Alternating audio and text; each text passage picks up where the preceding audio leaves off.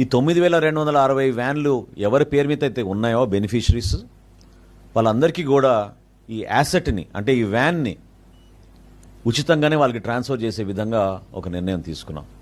ఎందుకంటే వాళ్ళ లైవ్లీహుడ్ కూడా ఎఫెక్ట్ కాకూడదు.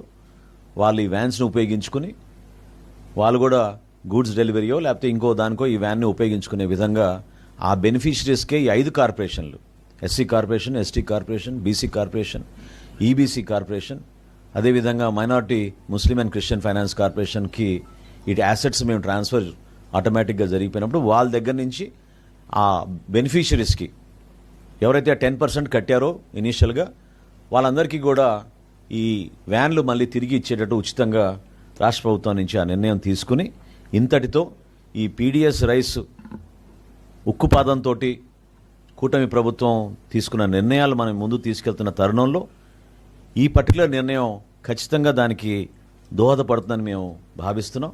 కొంతవరకు మేము దీని ద్వారా ఈ రైస్ డైవర్షన్ ఖచ్చితంగా ఆగుతుందనే ఒక నమ్మకంతో ఈ కార్యక్రమాన్ని ఈరోజు తీసుకొచ్చాం.